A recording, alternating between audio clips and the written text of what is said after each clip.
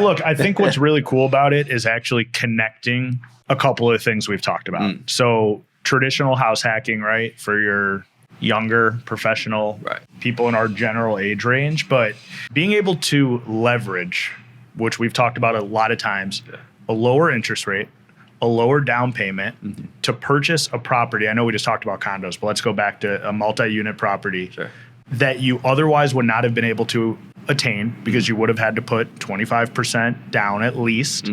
You get to live in it. You get to feel the pride of homeownership. You get to experience being a landlord in a safe environment. You're living above or below your tenant. You know everything going on with the building. You eventually get to move out of it.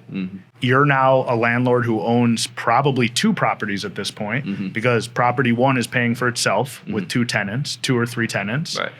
You've been able to leverage that purchase, maybe pull some equity, go buy another one, whether you're off to the suburbs or in a bigger house in Lincoln Park or whatever you're doing. And fast forward 10, 15, 20 years later, and I think this is where, when we talk about generational wealth and sort of what you said at the beginning, I think some people come in here, by in here I mean conversationally with me, and they're like, I want to make millions of dollars in real estate.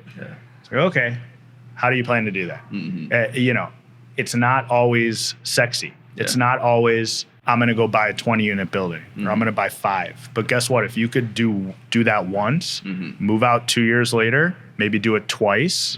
Okay, maybe you've gotten a promotion at that point, or the first property you bought in Inglewood is appreciated. You could take out a home equity line of credit. Now you have 3. And if you're able to keep yourself in a stabilized enough position where 15 years down the road, you have 3 properties, 1 that your kids are in, so you're not paying for them to pay rent anymore.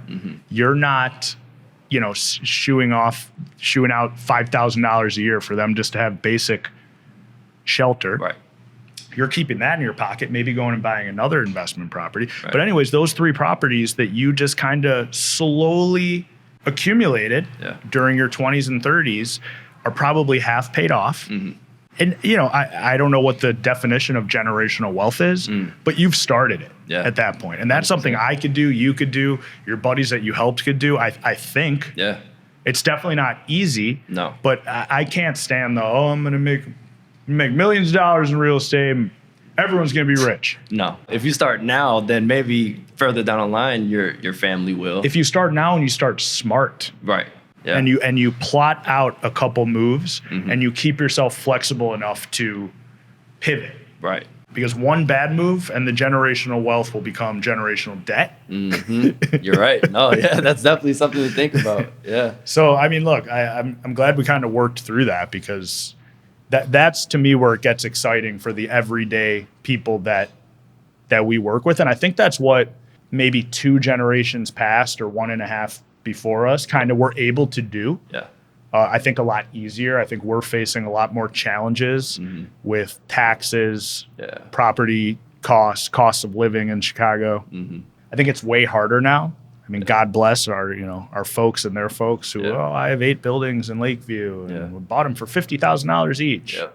Wow. Cool. Good for you. Right. But I still think there's a way to manipulate the system, and I'm thankful that we have people like you that are going to be out there helping people figure that out.